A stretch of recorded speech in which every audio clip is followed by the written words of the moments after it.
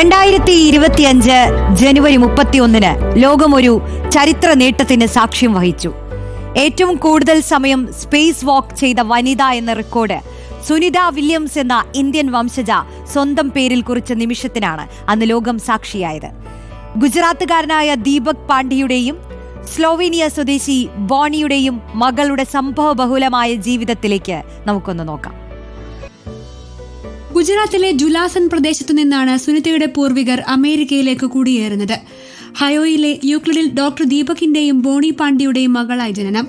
വ്യോമയാന മേഖലയിലുള്ളപ്പോഴുള്ള അടങ്ങാത്ത അഭിനിവേശമാണ് സുനിതയെ US നേവിയിൽ ചേരാൻ പ്രേരിപ്പിച്ചത്. അമേരിക്കൻ സൈന്യത്തിൽ ഹെലികോപ്റ്റർ പൈലറ്റായിരുന്ന കാലത്താണ് സുനിത മൈക്കിളിനെ പരിചയപ്പെടുന്നത്. സൗഹൃദം പിന്നീട് പ്രണയം വിവാഹത്തിലുമെത്തി.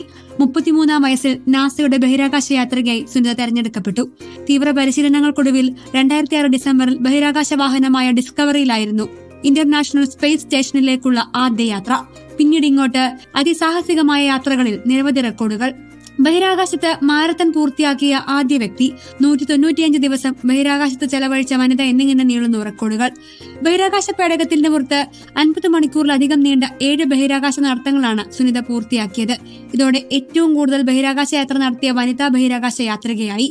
ഈ വർഷം ജനുവരിയിൽ 5 മണിക്കൂറും 26 മിനിറ്റും നടന്നു. ഇതോടെ ഒരു വനിതയുടെ മൊത്തം ബഹിരാകാശ നടത്ത സമയത്തിന്റെ റെക്കോർഡും തകർത്തു. 62 മണിക്കൂറും 6 മിനിറ്റുമാണ് ഇതുവരെ സുനിത നടന്നത്. ബഹിരാകാശ നടത്തം നടത്തിയവരുടെ നാസയുടെ പട്ടികയിൽ 4-ാം സ്ഥാനത്താണ് സുനിത ഇപ്പോൾ. നിരവധി അന്തർദേശീയ പുരസ്കാരങ്ങൾക്ക് അർഹയായ സുനിതയെ ഇന്ത്യ 2008 പത്മഭൂഷൺ നൽകി ആദരിച്ചു. Research desk reporter. അപ്പോൾ ഇതാണ് പ്രേക്ഷകരെ സുനിത വില്യംസിന്റെ പ്രൊഫൈൽ.